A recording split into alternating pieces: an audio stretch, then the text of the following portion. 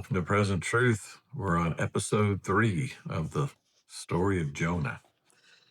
Verse 17 in chapter 1, it says, "Now the Lord prepared a great fish to swallow Jonah, and Jonah was in the belly of the fish for 3 days and 3 nights." How long does it take us to get to the end of ourselves? Some people are hard-headed. Some people it takes years, decades. They're on that merry-go-round, going round and round, not getting anywhere. Drugs, sex, rock and roll. Just like that's. I know people. I went to my 40th high school reunion 10 years ago, and it was crazy. There were guys just like they were in high school, just party. They sounded the same. I mean, it was scary. Here I had gotten married, had kids, been pioneering a ministry for decades, changing and touching other people's lives, doing amazing things with the Spirit of God, and missions for the Lord and all kinds of adventures. And some of these guys were still doing the same thing they did every weekend, getting drunk, partying. It's like they were on a merry-go-round. They hadn't gotten off. And now 40 years had passed. Some of them were still single, still doing the same old, same old. How? Lord have mercy. I tell you what, Satan is a liar, and he's good at it. Anyways, he comes to steal, kill, and destroy. Steal what? Your purpose. God's called you to an adventure. He's called you to do something great for him. Doesn't always mean you're going to be in the ministry.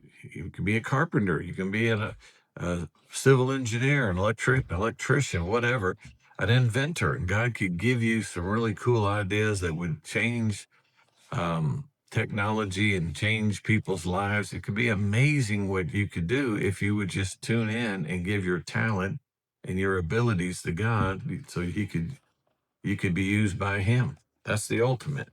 Well, he's in this belly of this fish for 3 days and 3 nights before he comes to his senses. I don't know about you. If I get thrown in the ocean and a big old fish swallows me and I'm going down his esophagus and I end up in his belly, I'd have been repentant going down the throat. I don't know that I would have sat in the belly of that fish for 3 days before he actually gets to the place. In verse 7, it says, "When my soul fainted within me, I remembered the Lord." This is where, when people get to a place in their life where they've run out of options, the doctor comes in and says, "There's nothing else we can do." That's, in every hospital, there's a chapel. Most hospitals have a room or a little small chapel where people can go pray because there's only so much doctors can do. And at some point, when they've done all they can do and they say, there's nothing more we can do, you're going to die.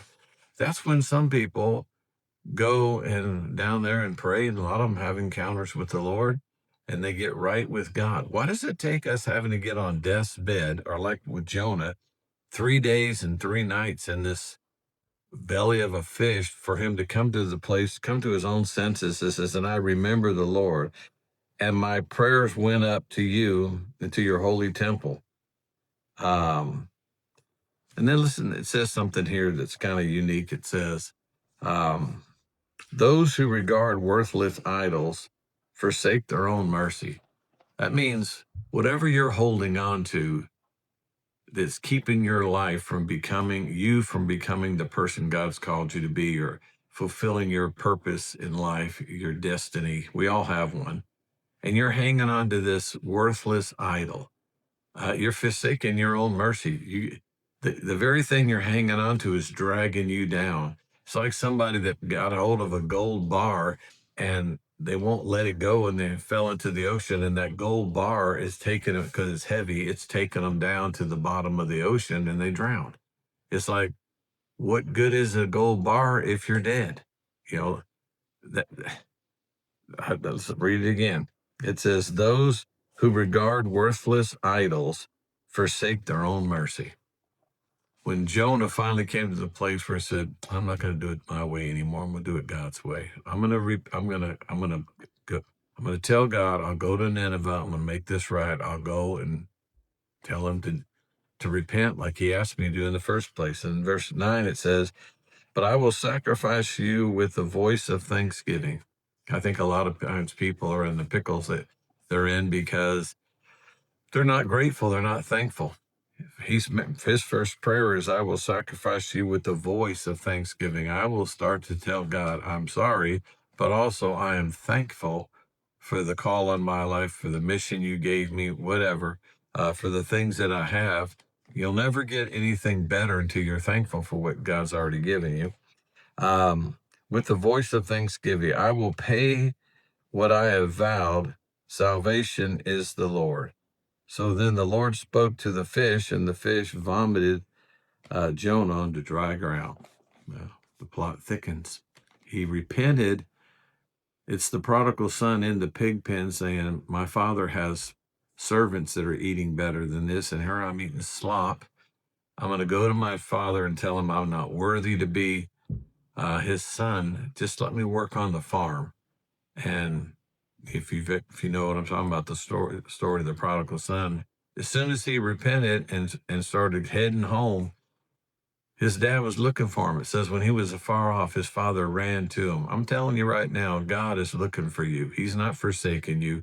Your own wickedness has corrected you. You made this choice. You're in this relationship that people warned you not to get in, but you did it anyways, and it's breaking your heart for hurting the person you're in that relationship with, that job, whatever the worthless idol is that you're holding on to so hard, so tight, but it's destroying you and everybody around you. Repent, Jonah. Let it go. Give it up. Walk away. Make a choice to do it God's way, and you watch what happens. It'll be amazing when you give it to God and let him finish what he started in you months or weeks or years ago. We'll finish this story in the next episode. God bless. Talk to you soon.